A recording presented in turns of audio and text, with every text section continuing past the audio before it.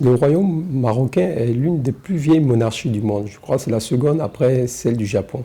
Elle existe depuis, je pense, 788 après Jésus-Christ. Le roi Mohamed VI, que Dieu l'assiste, est arrivé comme par prémonition à la veille du second millénaire, exactement le 23 juillet 1999. Et je crois que ce roi incarne la modernité et les réformes au sein de sa monarchie. Je cite pour exemple la date du 10 octobre 2004 où il a été institué dans la constitution marocaine l'égalité de l'homme et de la femme. Mais Mohamed VI, que Dieu l'assiste, a eu à opérer aussi plusieurs changements et c'est un souverain moderne qui, je pense, est bien à l'écoute de son peuple.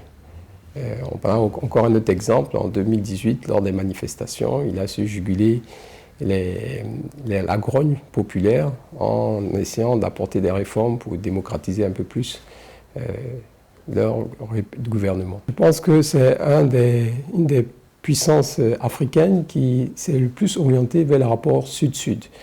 On a vu de gros investissements qui ont été faits par la monarchie du Maroc au niveau de la Côte d'Ivoire notamment, mais aussi du Sénégal.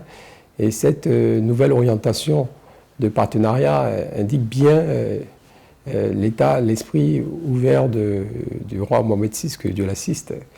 Parce que l'Afrique, c'est l'avenir. C'est là où il y a les plus grandes marges de progression, les plus grandes marges de développement.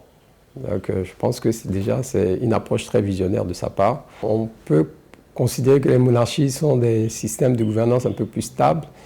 Et Mohamed VI a été très vite mis face aux responsabilités de l'État. Il faut savoir que dès l'âge de 10 ans, lors du décès, je crois, du président Pompidou, c'est lui qui a représenté son père, le roi, Hassan II, en France. Donc vous vous imaginez à 10 ans que vous représentez votre royaume dans une puissance étrangère comme la France, c'est que très vite vous êtes baigné vraiment dans les responsabilités. En même temps, son ouverture vers le monde et ses études de droit lui ont permis aussi d'appréhender un peu mieux les changements qui s'opéraient et les besoins de plus grande liberté, de plus grande démocratie. Et je pense qu'il a intégré ces paramètres vu la stabilité qu'il a pu maintenir au sein de son royaume. Lorsqu'on a vu le printemps arabe et tous les bouleversements qu'on a pu voir dans certaines mêmes républiques, supposées être républiques. Donc,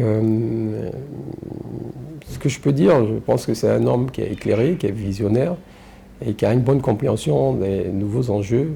Et comme je disais, il a su conserver la tradition qui était inculquée par son père très tôt et en même temps prendre en compte tous les changements qui s'opéraient dans la nouvelle ère dans laquelle nous sommes entrés. Il y a une longue histoire entre le Maroc et la Côte d'Ivoire.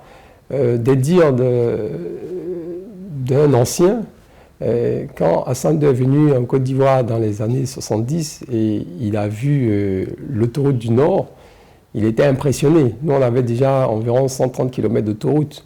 Et eux, au Maroc, ils avaient à peine une quarantaine de kilomètres d'autoroute. Et il s'est dit, c'est la première des choses qu'il allait faire, c'est construire des autoroutes dans son pays. Aujourd'hui, quand vous voyez le réseau autoroutier du Maroc, c'est sans commune mesure avec celui de la Côte d'Ivoire.